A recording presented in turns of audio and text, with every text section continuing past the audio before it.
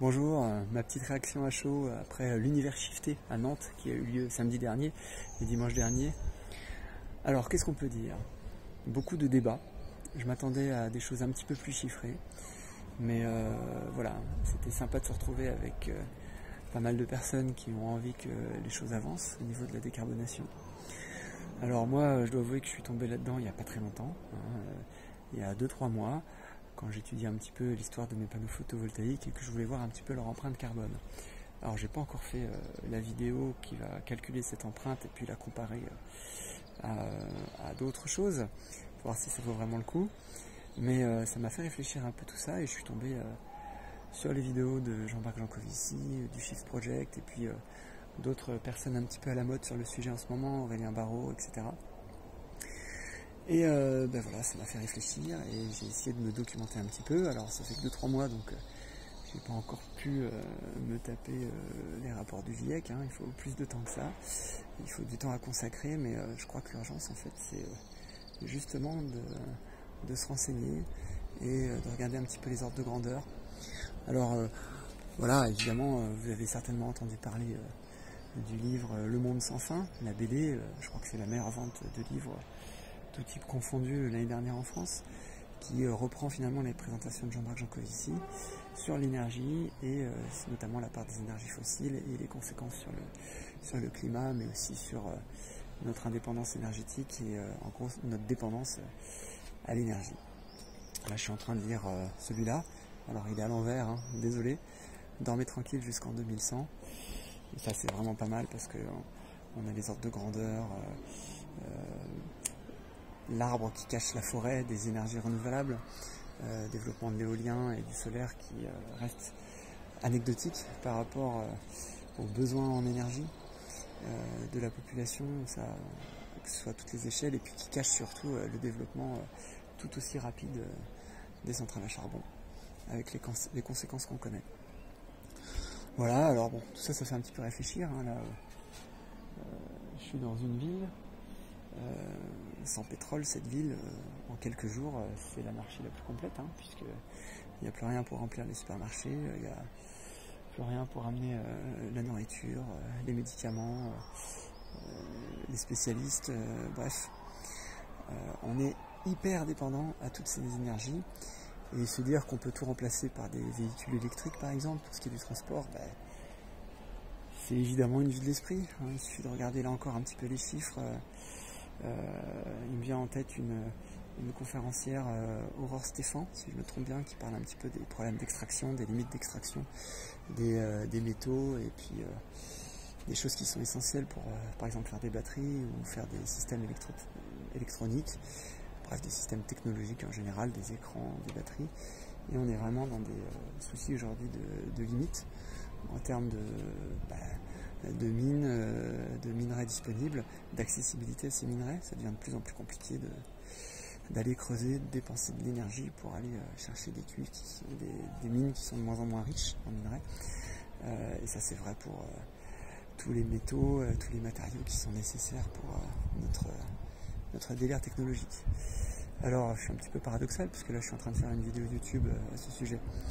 Mais voilà, je trouve que l'urgence, c'est de se renseigner, c'est d'aller chercher des bouquins qui ne sont pas d'accord avec ce qu'on pense, pour aller voir si c'est vrai tout ça. Et si on n'est pas d'accord avec certaines opinions, aller chercher les chiffres, aller chercher les rapports des agences indépendantes, des scientifiques, et essayer de se faire un avis. Et ensuite, il y aura une petite phase de dépression, d'inquiétude, qui revient d'ailleurs de temps en temps, parce qu'on a vraiment l'impression que c'est foutu, quoi, hein. Il n'y a qu'à écouter un petit peu Aurélien Barraud, même si lui il prône quelque chose de plus général, qui est vachement intéressant, je trouve aussi.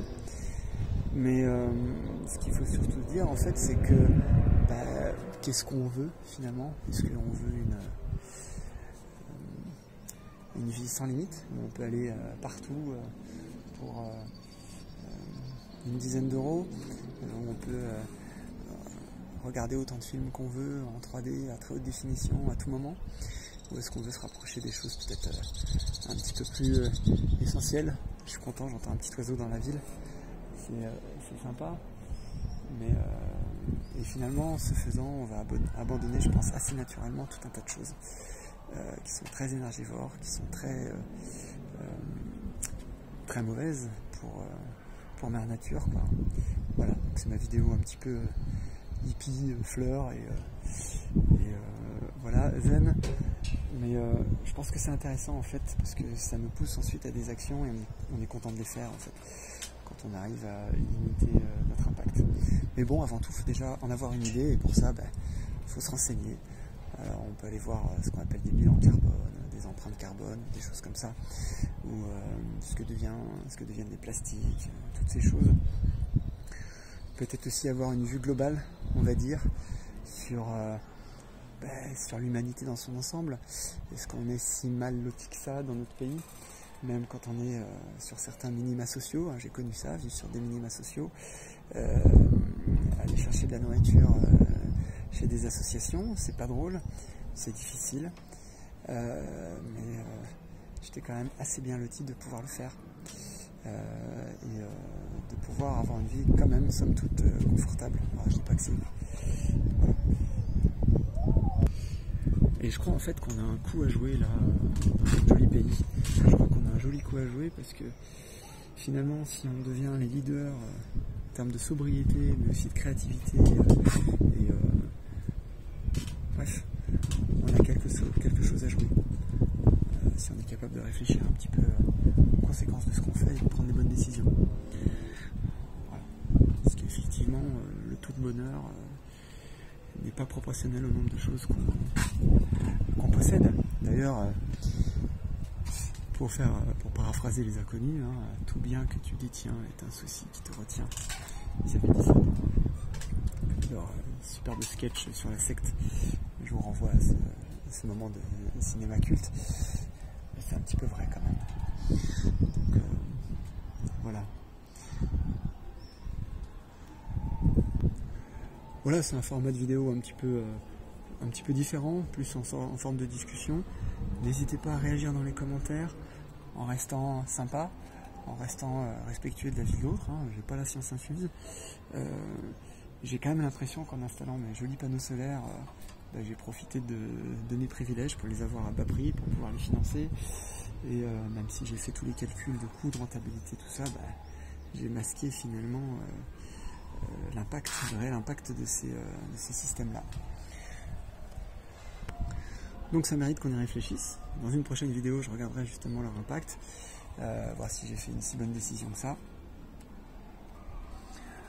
Après, c'est toujours une bonne chose, je pense, d'augmenter un petit peu notre résilience, notre autonomie, mais c'est quand même très court-termiste tout ça, hein, parce que mes panneaux solaires, ils ont une durée de vie qui est finie. Mais ma propre durée de vie va pas beaucoup dépasser cette durée de vie-là, donc finalement, à mon échelle, et pour ma famille et pour moi, c'est pas une mauvaise décision, j'ai l'impression, mais dans son ensemble, il y avait peut-être mieux à faire. Voilà, je vous laisse à vos réactions, n'hésitez pas à réagir, et puis à la prochaine.